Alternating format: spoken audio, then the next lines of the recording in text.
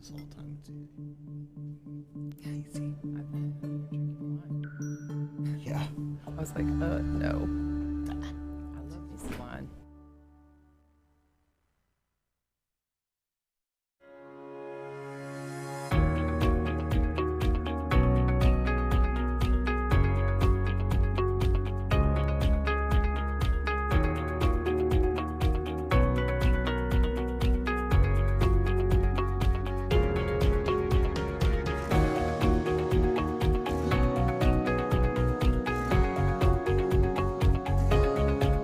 Welcome to CEO Money. I'm Michael Yorba. Thanks for joining with us. All right, I have Melanie Shaffer. She is the CEO and founder of Talent Suite. Melanie, welcome to the show.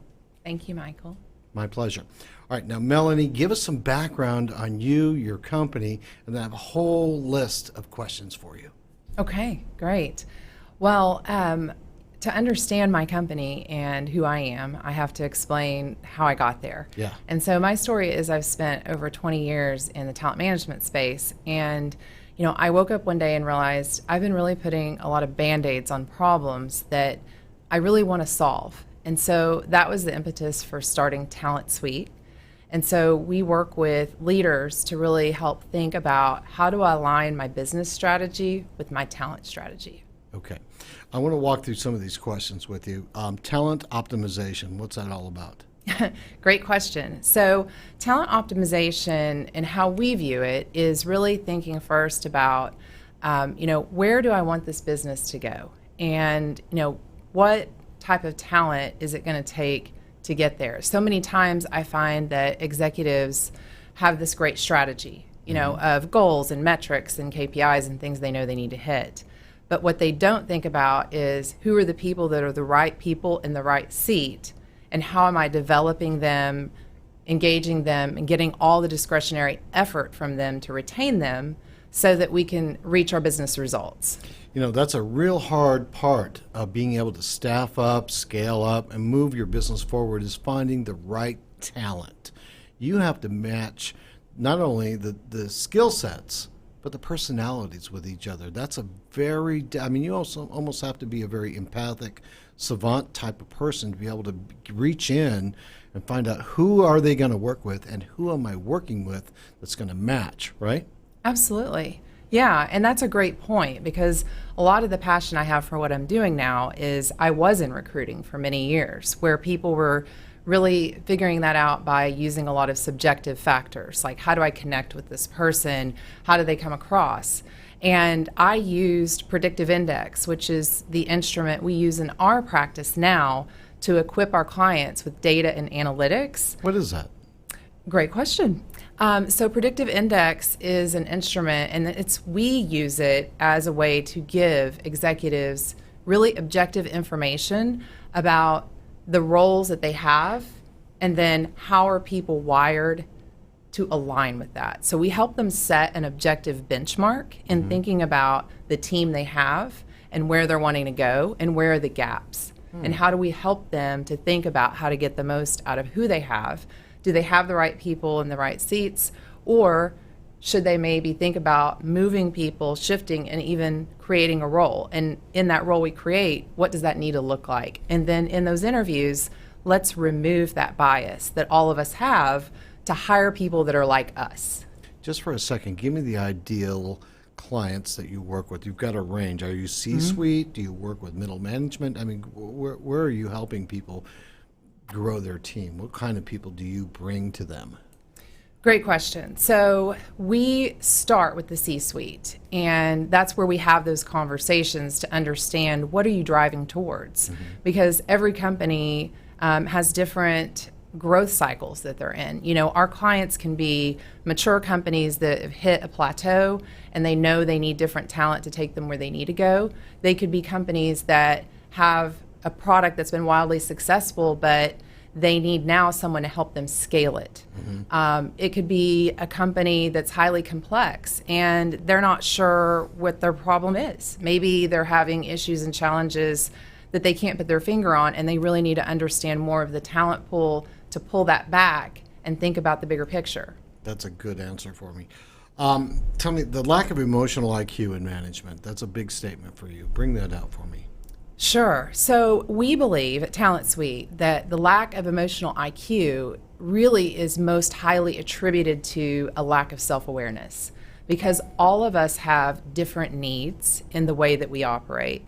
And many times we don't have a language to put around that.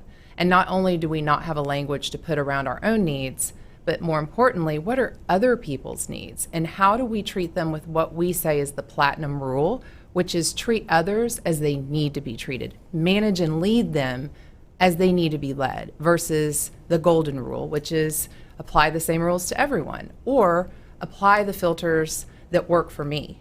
Because, Michael, what works for me doesn't work for you.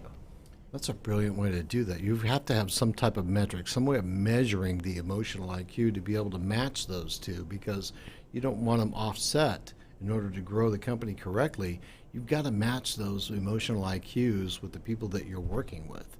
Mm-hmm. That's a really in-depth way of approaching what you do.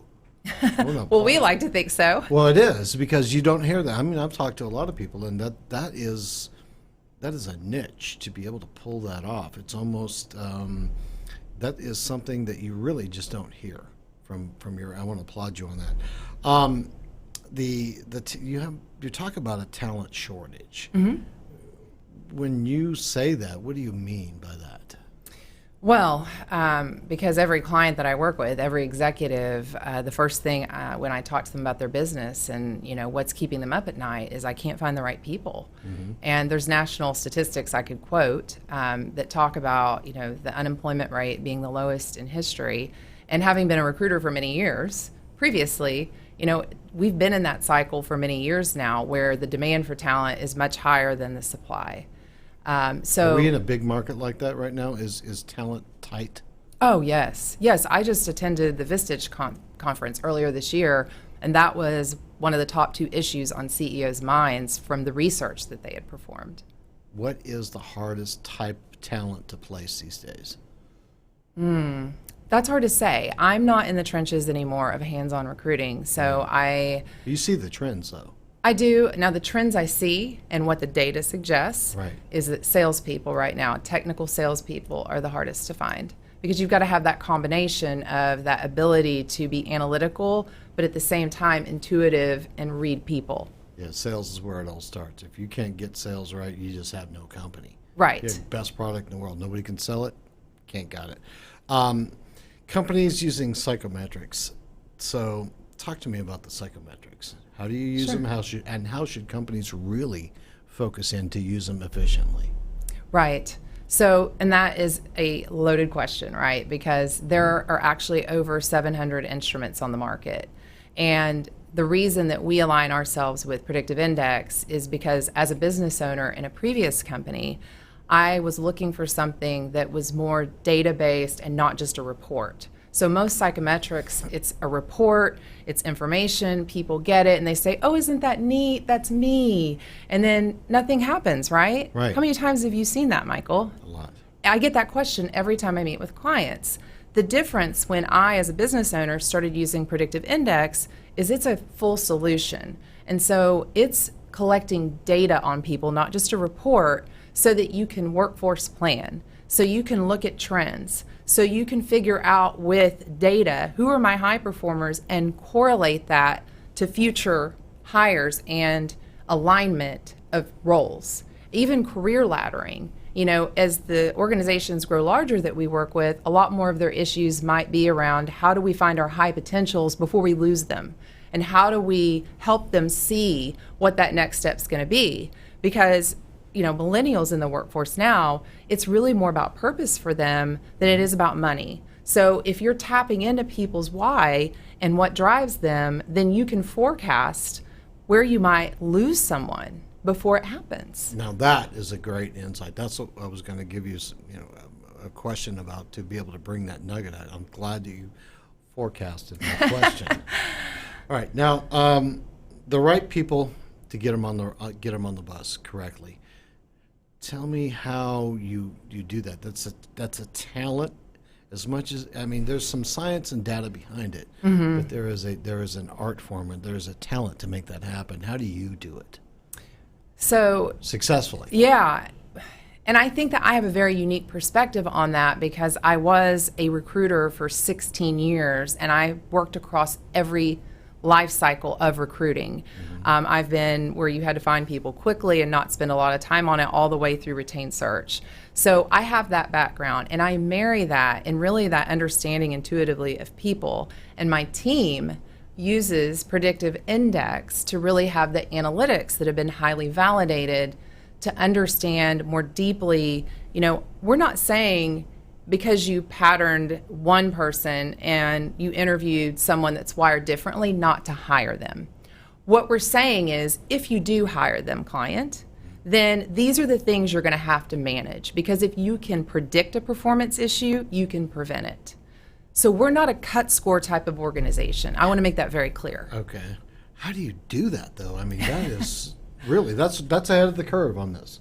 How do you do that? Lots of experience, lots of science, lots of just, that's a great question. That's why I love predictive index so much, because it gives you like clarity on that. I will tell you, I, in my prior business, made decisions that went against the data, and they did not turn out well.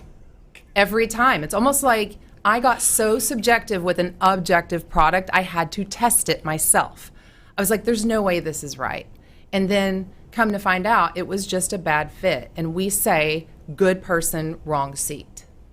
It happens all the time. What about the ability through your talents and your organization to keep the loss of productivity to a minimum? How do you work with that? Loss of productivity with our clients and thinking about their people? Yes. Well, one of the things I was thinking about is, can a leader avoid loss of productivity by working with you and listening and utilizing the insights that you bring to the table? That's what I'm trying to get to. Yeah. And how does that work? How do you relay that to them?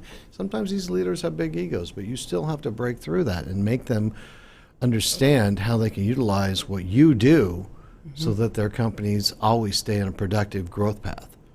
Right. Do you know what I'm saying? I know, and I'm trying to think, how do I summarize that? So we do work with our clients thinking first about neuroscience, of the needs of any human being to be engaged, which are community, choice, and competence. So that's the first thing we work with our clients to really think about. How are these things happening in your communications in the organization? Because if they're not, you're missing out on discretionary effort. Because there's a big difference between someone who's just coming to work and someone who actually wakes up wanting to go to work. And that differential can sometimes be twice the productivity. It's huge. It's huge. And that's what you have to do, is you have to have employees who are advocates for the brand, advocates for the product, advocates for the leadership, in order to really have a growth-oriented, successful organization. Otherwise, you're just going to be middle of the road, and you're not going to differentiate yourself from the herd. Am I connecting the dots there? A lot of lost productivity in my career and what I've seen and why I started this organization is misunderstanding. It really boils down to communication and how people's work styles differ, and having a language around how to recognize that is not subjective. Because it's almost like, as human beings, our brains are hardwired, and I don't want to go into the nerdy neuroscience of it, but we are hardwired for negativity. Right. So having a language that's safe and objective is going to allow a leader to communicate something to someone that may not be productive in a way that that person can receive it. Where is the future on this? Where are you seeing the trends as we go forward in your industry sector? What's going to happen next? Oh my gosh. Well, I'm really curious to see what's going to happen with artificial intelligence, because we're just scraping the surface with that. So I have no idea where that's going to go, but they're already doing things in talent acquisition that are blowing my mind. So that's going to be huge. Data is in place, right? Tell our audience what you think. Right here. Sorry. That's okay.